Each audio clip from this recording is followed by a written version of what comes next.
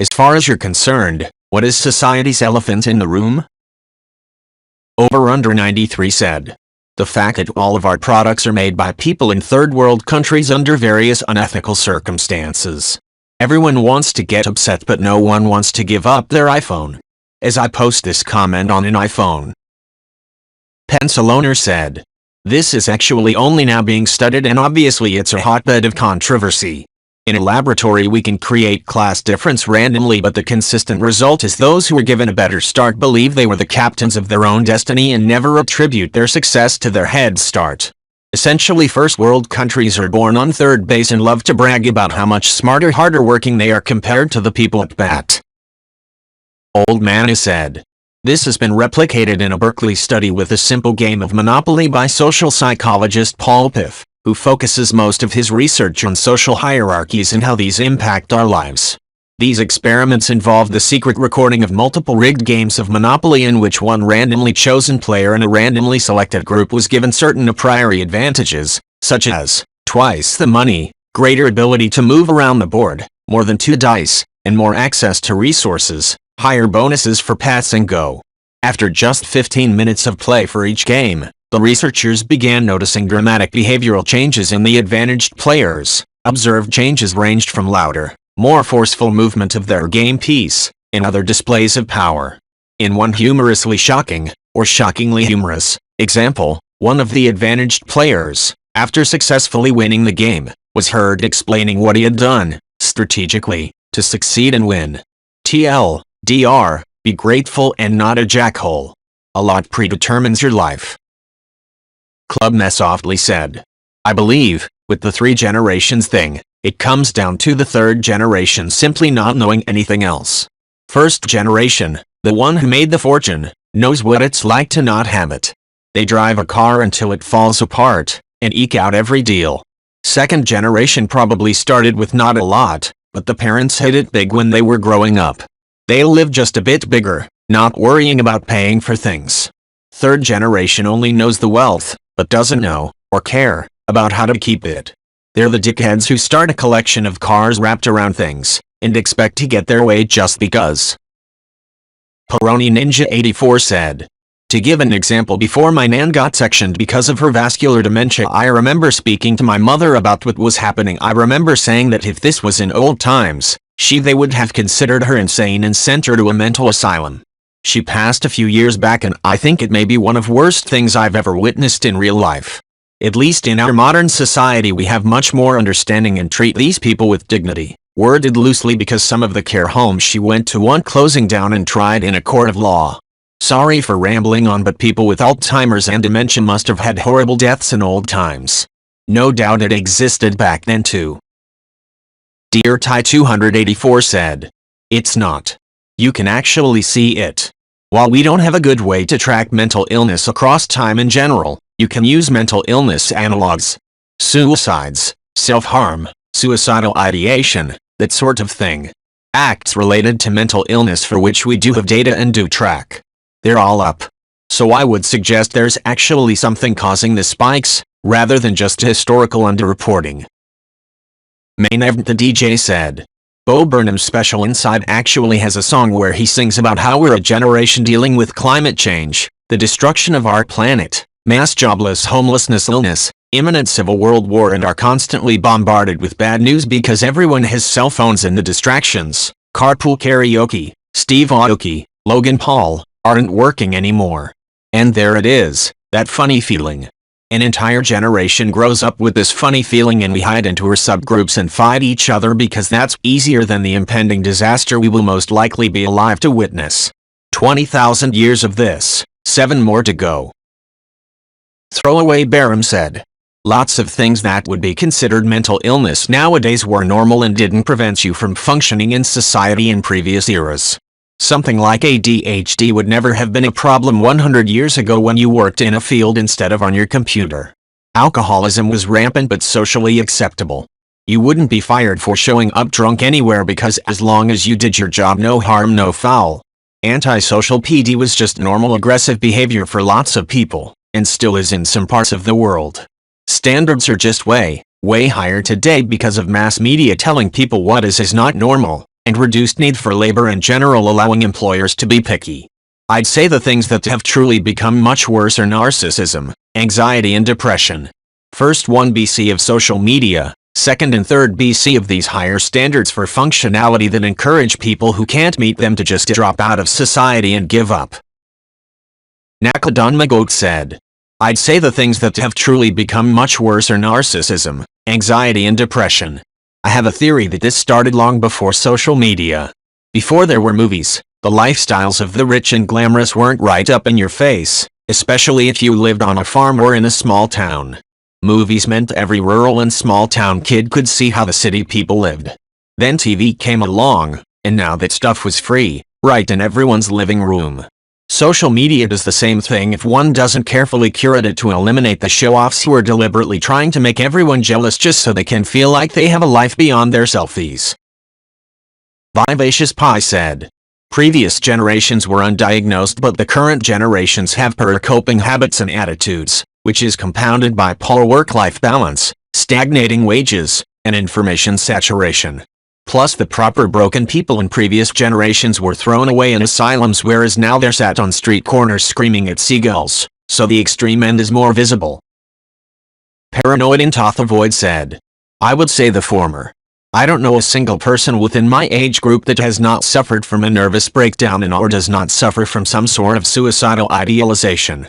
Just within the last 3 years, it would not be any sort of exaggeration for me to say that I have lost over 6 of my friends to suicides, and if I am going to be honest, the only reason I personally haven't come to the same choice conclusion regarding my own poor mental state is because I am too busy most of the time caring for the people close to me who are teetering on the edge.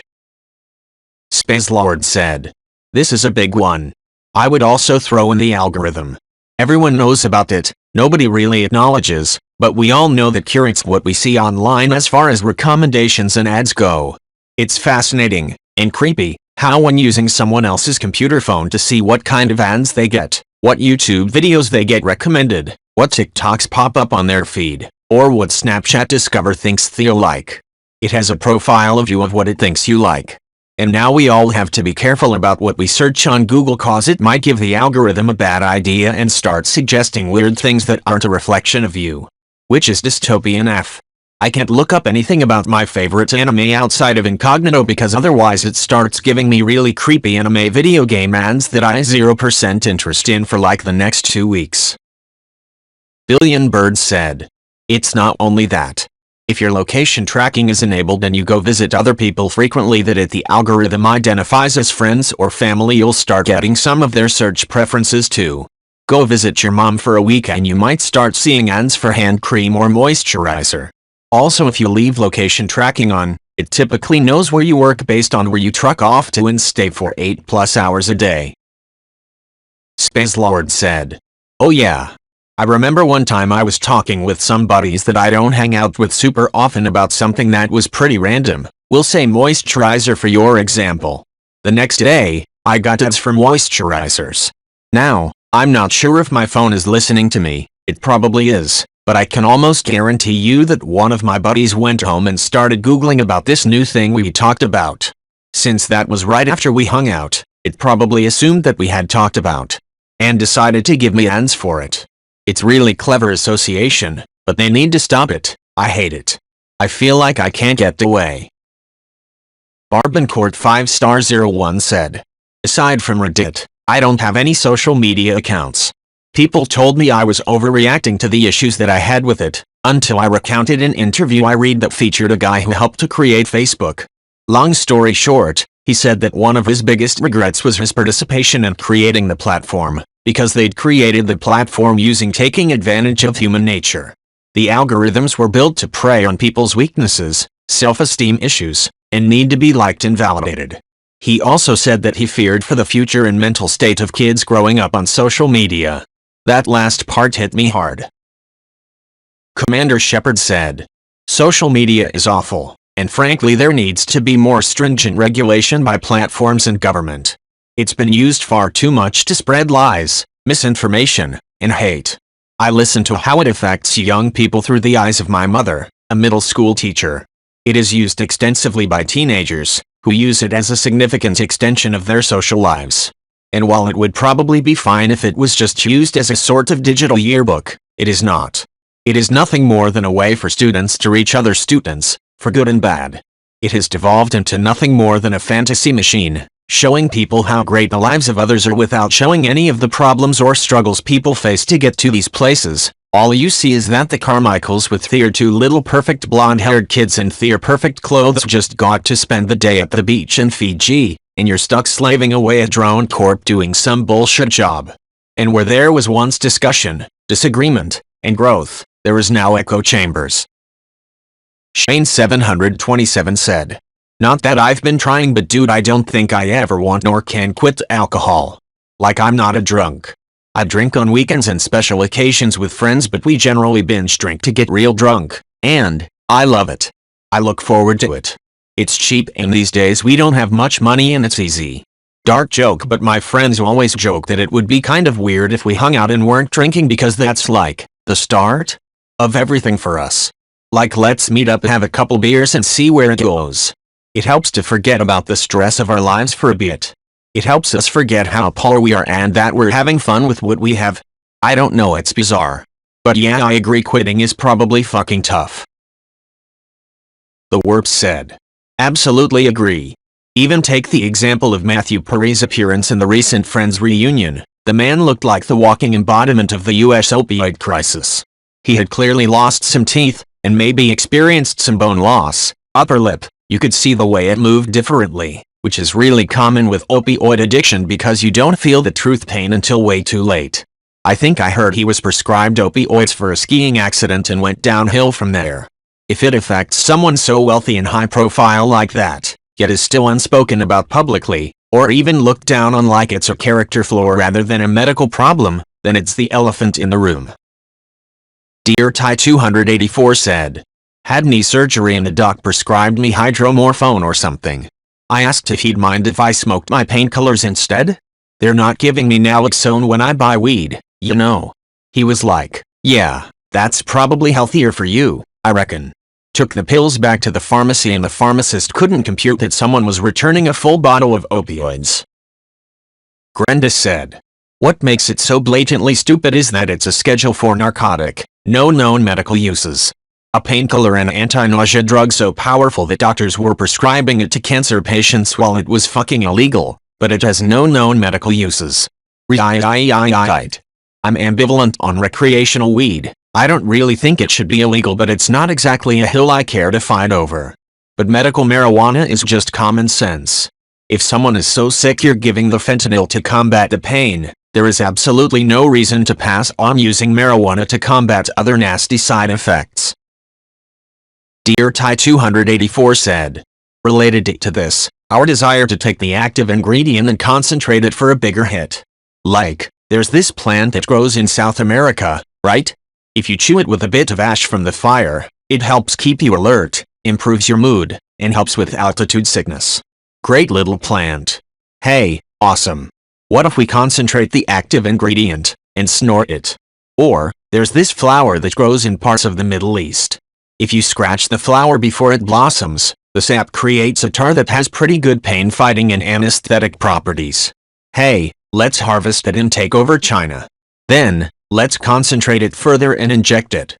Or, there's this plant, right? Grows pretty well everywhere, and if you smoke the flowers, it makes you hungry, happy and sleepy. Hey, let's dry it, knock off the crystals, dissolve it with butane or whatever, then let's smoke the result. I don't get it. Why not just take what nature gives us? Why we gotta get all creative?" Sickert said, "I listened to a podcast where one of them is a mom. When she had her first son, I remember her saying that she didn't want to talk about him and the experiences of parenting him on the podcast too much because it feels like a breach of his privacy, which I completely agree with. But 2 years later now, I heard anything and everything about what his potty training was like. It made me really sad.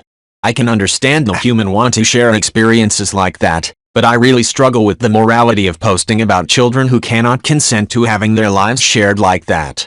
It made me so mad during the Save the Children bullshit when all of my easily fooled friends deleted their children's entire presence off of their social media. Like, they were doing the right thing but for the completely wrong reasons and are back to posting. It makes me want to pull my hair out, lol. Haversack77 said, the antisocial impact of neoliberal economics. With every acquisition and merger that passes, the companies that control our lives are snowballing into an ever smaller group of ever larger megacorporations. These megacorporations, their exec-level individuals and their investors are better at hiding wealth in offshore bank accounts and shady investment vehicles than those of smaller businesses. They simply have no social remit, beyond a return on investment to their shareholders, whatever the wider social impact of that may be. As time goes by, every penny spent gets squirreled away to accounts in tax havens and less money goes to the bottom 90% of society, or into taxation, schools, roads, infrastructure, public healthcare. Our society is crumbling, our people are struggling and quality of life is suffering. And yet a change of economic course is simply not being widely debated. It simply has to be acknowledged, before it's too late, that not everything that is desirable, or even vital, to society is profitable. Frosty Marionberry 73 said, the American prison system. So many incarcerated, unable to contribute to our economy and then further barred from participation upon release. Not to mention how the prison system helps keep systemic racism alive. Damn, if I had it my way, anyone in prison jail for a drug offense gets out immediately with free rehab services. Look over all nonviolent criminals and release reduced sentences for the ones who we can do that for, then increase in prison job and skills training, access to therapy and rehab services, and educational opportunities. On top of that, make prisons more comfortable and hospitable and make clean needle exchange programs mandatory in every county to prevent the spread of diseases. Spirited.2629 said, I have not seen this one yet, so I apologize if it has been posted, and this is just my opinion. Work in college. At least in America. There is only about a dozen career paths that actually need a college degree, but society keeps pushing people to go to college. So what ends up happening is we have a society where a good chunk of people are educated, but do not have any marketable job skills and are working jobs that do not require any degree training.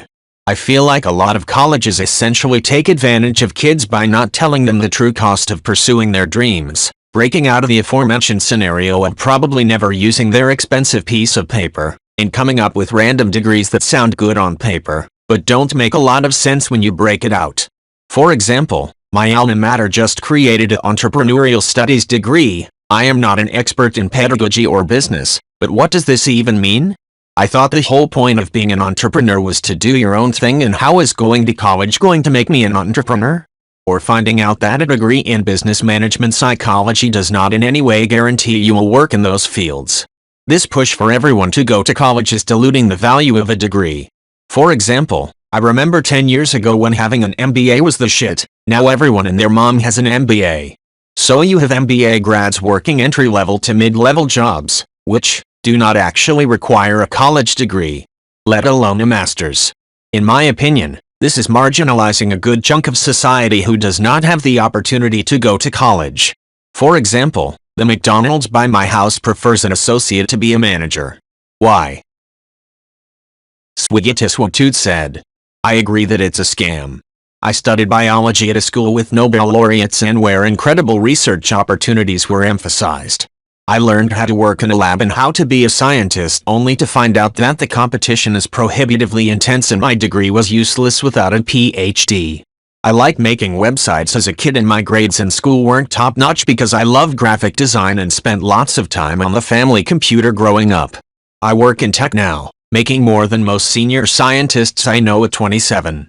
2 years as a software engineer allowed me to pay off my degree debt. Might even buy a house soon. I never studied this formally. If I stayed a scientist, I'd be in my 4th year of a PhD, making probably $35K. I make about $200K now. My sister wanted to drop out a while back. My parents were horrified. I instead told her, hey, you know, in the end all it is an expensive piece of paper showing you know how to follow instructions.